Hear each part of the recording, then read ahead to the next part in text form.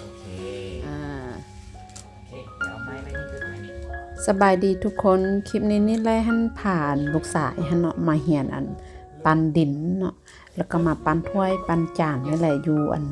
บ้านจานที่ว่าเป็นหมู่บ้านอันปันดินเผาที่ว่าเป็นหมู่บ้านดังเดิม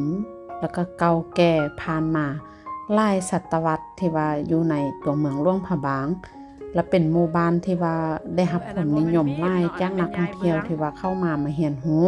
มาท่องเที่ยวเชิงอนุรักษ์แล้วก็มีอันเกือบว่าในแต่ละหลังคาเรือนน่ะเขาเจ้าจะมีอันบริการให้เรียนรู้การปั้นดินเผาต่างๆแล้วก็ยังมีอันบอนที่ว่าเป็นศูนย์หัตถกรรมเนาะที่ว่าเขาเจ้าเปิดให้เรียนรู้ในการปั้นดินเผาผู้ใดที่ว่ามีความสนใจก็สามารถมาเรียนรู้ได้ปล่อยด้านลงไปเนาะโอ้หน้าคนมีความสุขได้เนี่ยนะ โอเคเดี๋ยววันนี้ใส่คือเก้าดอกมืออย่างนี้จับจับโอเคเข้มง่ายนะนี่แหละโอเคโอเคงั้นเอาดินตัวนี้ออกเลยเนี่ยอันนี้จับออกแม่จับออกเลยสำหรับอันผู้ใดที่ว่าสนใจอยากมาอันบ้านจานเนาะบ้านหัตถกรรมนี่ก็สามารถมาได้อันทางเหือข้ามบางเนาะขี่จากอันร่วมพระบางหั่นเลยมาเนาะอันประมาณ4กิโลนี่แหละบ่ได้ไกลจากอันเมืองล่วงไล่ขี่เหือก็ประมาณ10หรือ15นาทีก็มาฮอดแล้วเนาะแล้วใหญ่อันอยู่ในนี่นานอันเฮามาเฮาก็มาเบิ่งวิถีชีวิตของคนในหมู่บ้านแบบมีวิถีชีวิตแบบเรียบง่ายแล้วก็เหมาะสมเขาเจ้าก็ค่ายเครื่องที่ว่าอันเป็นอาหารการกินที่เฮ็ดตามหมู่บ้านหั่นเลยเนาะเฮาก็ได้กินแบบอันบ้านๆแบบอันดังเดิมที่ว่าเขาเจ้าเป็นคนเฮ็ดขึ้นมาเองเลยเดี๋ยวให้นั่นนี่นั่งนี่กันนั่งนั่นนี่โอเคระวังหัวเข่าหัวเข่าเด้ออันนี้เอาเข้าเด้ออันนี้อยู่นี่กันรูปอยู่นี่โอเคนั่นแหละระวังหัวเข่าได้โอเคให้ยายเลยเอาน้ำใส่อันนี้เอามือจับตื้อแม่จับเก่าจับเรียบเก่าเลยน้ำใส่ซ่อนผู้น้อยยากก่อนผู้ใหญ่จะยากนิดนึงแต่มีผู้น้อยก็รอแล้วจะได้เป็นปั้นเป็นตัวสัตว์เพราะว่าข้าพเจ้าน้อยจะสั้นเลยนั่งอยู่ที่นี่แมนนั่นแหละอีกอันนี้สำหรับอันผู้ใดที่ว่าสนใจอยากผ่านลูกผ่านล้านมาเฮียน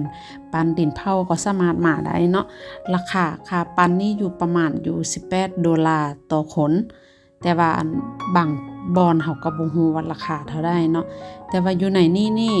สำหรับผู้ใดที่ว่ามาเยี่ยมหลวงพระบางแบบมาแบบเร่งด่วนเพียง2-3มื้อหลังจากที่ว่าปันแล้วมันบ่สามารถเอาอัน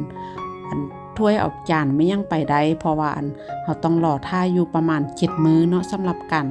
เผาหลังจากเผาแล้วเพิ่นก็จะมีการเคลือบซี่แล้วก็หรือว่าจะพิมพ์รายชื่อของเฮาได้บัดนั้นเฮาจึงค่อยสามารถเอา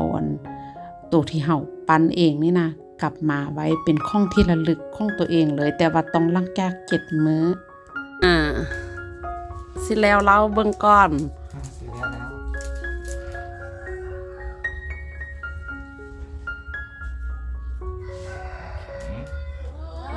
โอ้เนบ่เสร็จเถื่อบึ้นนึงก่อนเอามือจับเอามือจับ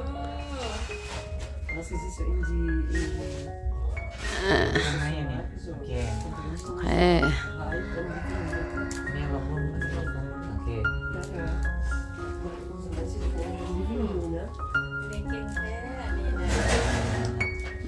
เบิ่งแม่เบิ่งดีๆเด้อเฮ็ดดีๆเด้อเฮ็ดดีๆเด้อ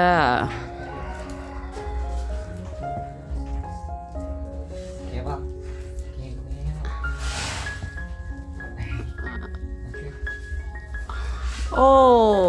นี่จุ่มน้ำล้างมือก่อน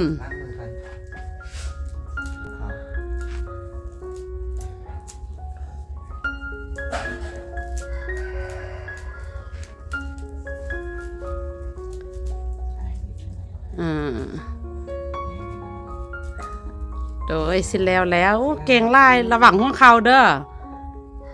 โดยเก่งหลายนี่บันนี้ตัดเด้ออันนี้บ่เขียนแหละเนาะมันยากโพดนี่ประมาณทรงหรือสั้นทิศเพราะว่าเครื่องเฮาก็เต็มเตามันจะบ่ได้เผา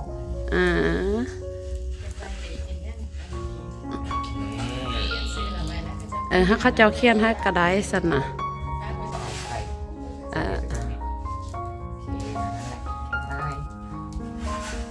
โอ้โดยมื้อนั้นเราจึงค่อยล้างมือ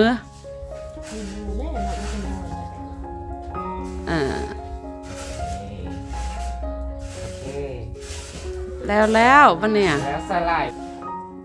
ในการมาปั้นดินสุดนี้นี่ได้ว่าเป็นประสบการณ์ครั้งทำอิฐของเท้าเลยที่ว่าได้มาเห็นหูการปั้นดินเผาแล้วก็มาเห็น